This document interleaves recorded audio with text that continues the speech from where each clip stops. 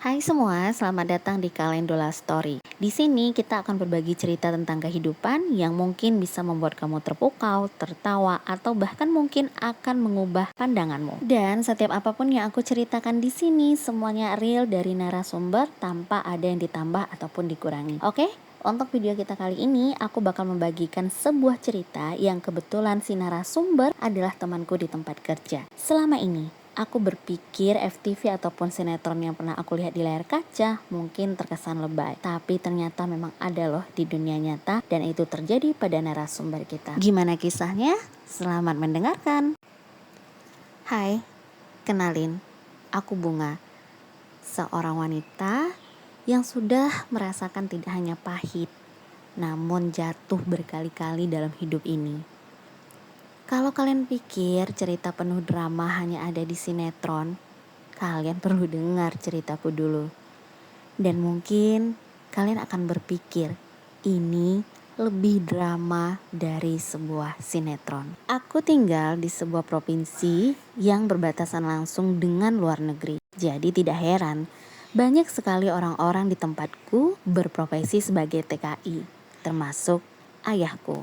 Sampai ayahku bertemu dengan seorang wanita pribumi dan akhirnya menikah di luar negeri. Kalian akan berpikir dari pernikahan tersebut akan lahir aku. No, jadi kamu anak siapa? Setelah ayahku memiliki 2 orang anak, sebuah peristiwa besar dalam rumah tangganya terjadi. Ayahku memiliki Uil, wanita idaman lain.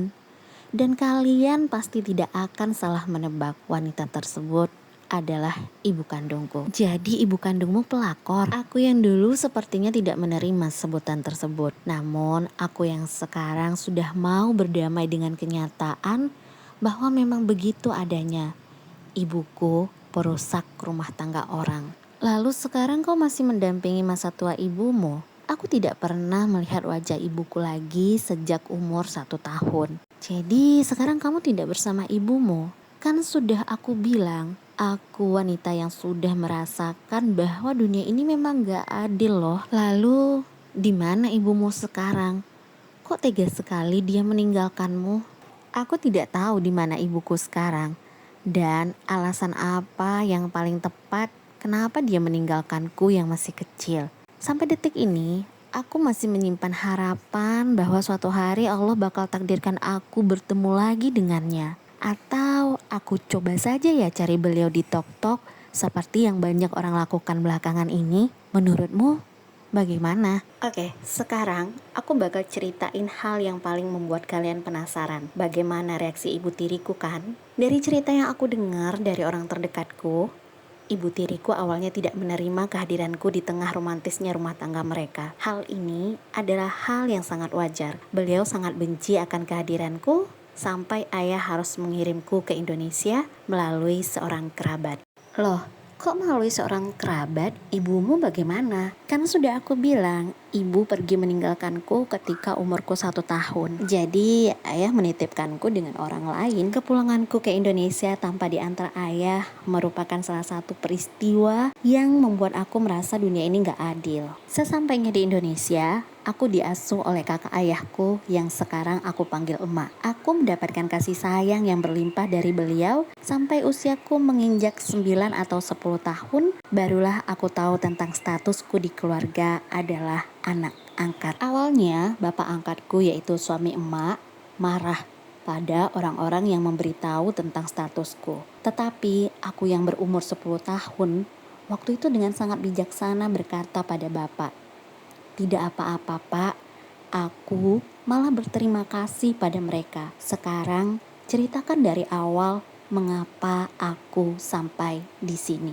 Dari cerita beliaulah aku bisa kembali bercerita pada kalian hari ini.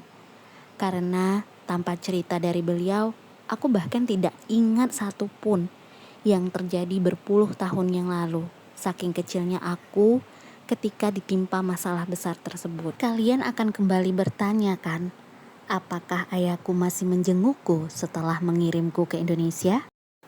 Jawabannya masih. Beliau masih sering pulang ke rumah emakku.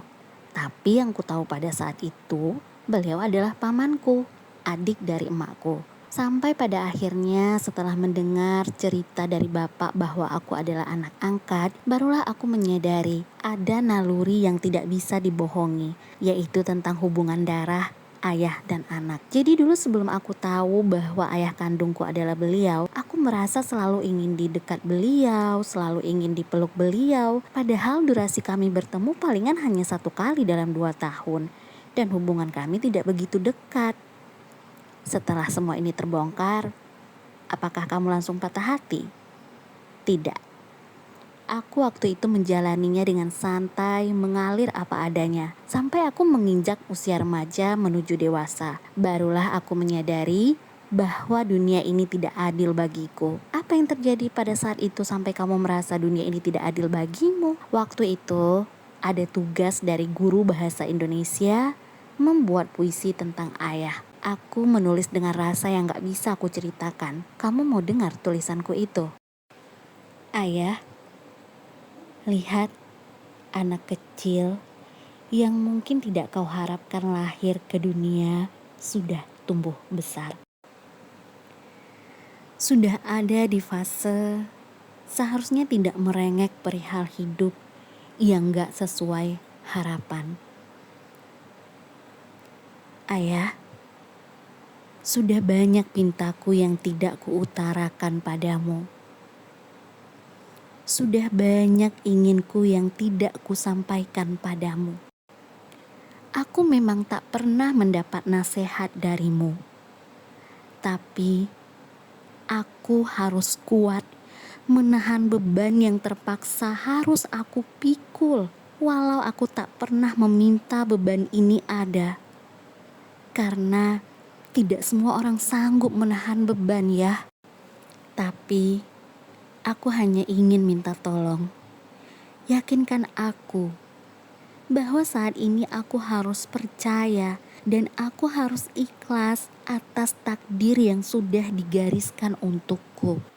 Ayah, andai engkau ada di sampingku, aku hanya ingin memelukmu dan berkata bahwa menahan tangis itu sangat memilukan dan menahan sesak di dada itu sangat menyakitkan. Oke, jadi gimana menurut kalian cerita Bunga ini? Bener kan? Cerita Bunga lebih drama dibanding FTV atau sinetron yang pernah kita lihat. Tapi kok ceritanya kayak ngegantung gitu sih, Kak?